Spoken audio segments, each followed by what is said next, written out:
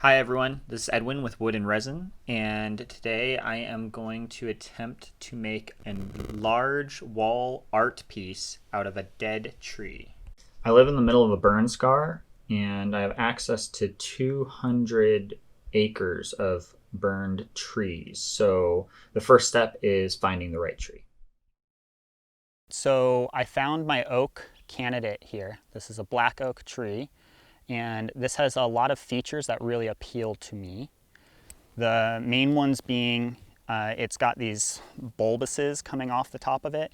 I believe those are bug infections on the tree, and it grows over it to protect itself. That's where you get the kind of really cool swirls in the wood. So this is a really good candidate for a lot of the resin work that I do, and I think for a really big art piece. So the safe way to cut a tree like this is called a plunge cut. So instead of just doing your notch and then cutting through the backside, my plan is to do my notch and then plunge my saw through the middle of it.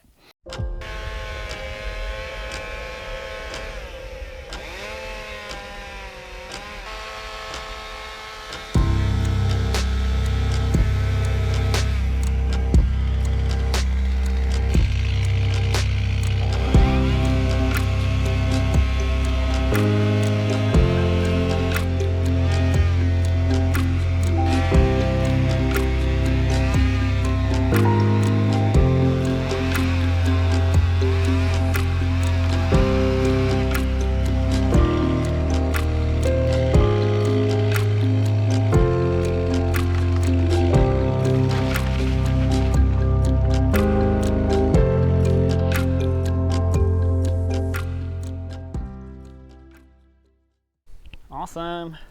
Now a lot of you are probably thinking, how do I get that log out into the mill? And the answer to that is the tractor. The tractor is key to life here on the ranch, and it is absolutely necessary for moving these big timbers around.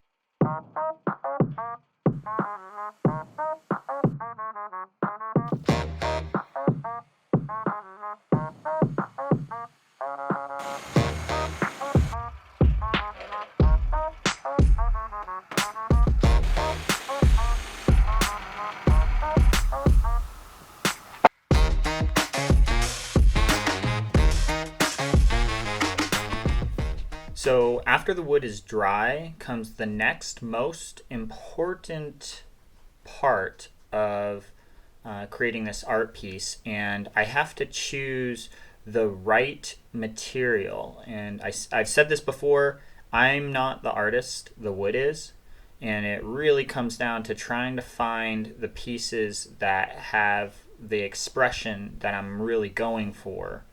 And it can be tricky because the dried material really doesn't look good until you plane it. Luckily, we have this industrial 18-inch planer, and that really cleans it up and gives a sense of what it's going to look like and helps flatten it out quite a bit.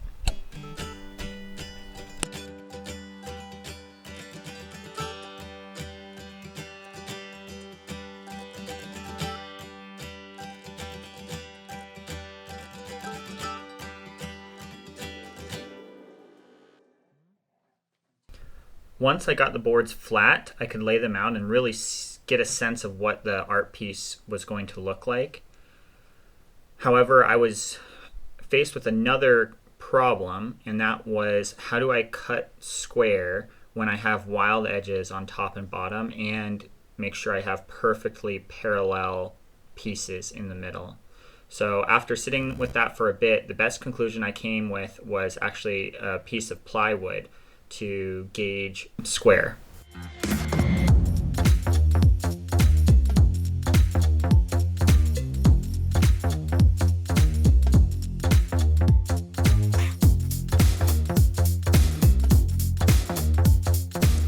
I then went through the pieces and picked out any loose particles that would just end up in the resin.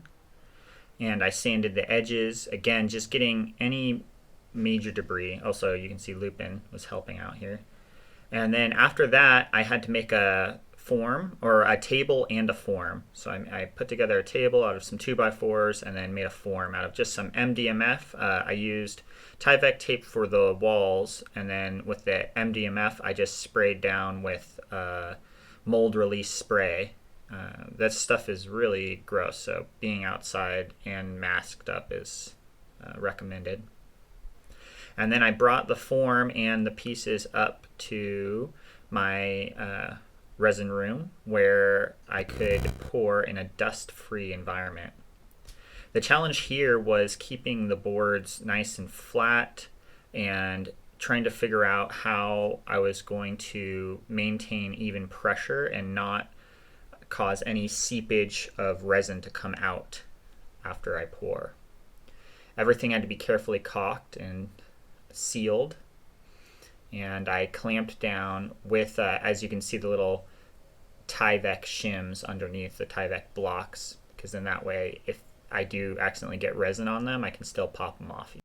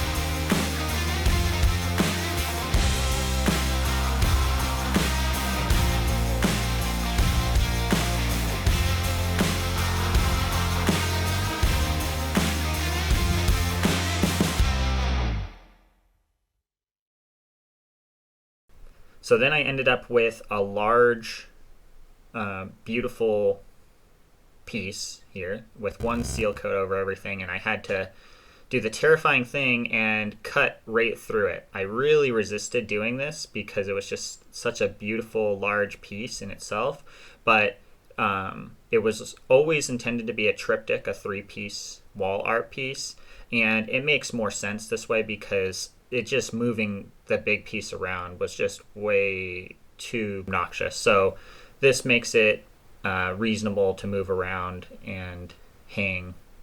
So in the end, I'm happy that I made it into a 3-piece triptych. So now you can see me here methodically ruining every part of the piece, and that's actually necessary for doing the next coat. Is you want to rough it up. You don't want just a smooth resin coat on top of your pour coat. So now this is the pour over coat, and you can see it's starting to really look like a art piece there. Next, back in the shop, I then started work on the frames. Luckily, I found some really beautiful live oak that was milled up a number of years ago, and it was the perfect pieces for the frames because it was just this beautiful tiger striped live oak that had tons of character. Once the pieces were done curing, I was able to bring them back down and clean up the back sides of them and start experimenting with the lights. The lights were actually a little bit more challenging than I expected, just dialing all the little different parts, the lithium battery pack, the motion detector, and the dimmer switch, and just trying to have them all come together and be professional and yet the motion detector switch too had to be hidden. I didn't want it visible when you were looking at the art piece. So luckily it all came together pretty well. I then brought the blocks over to the CNC to add my signature to each of the art pieces. And yeah, the final result I was pretty happy with, and it was definitely more challenging than I had originally expected, but the result was worth it. I would definitely attempt this again. And yeah, I think it's just an awesome piece.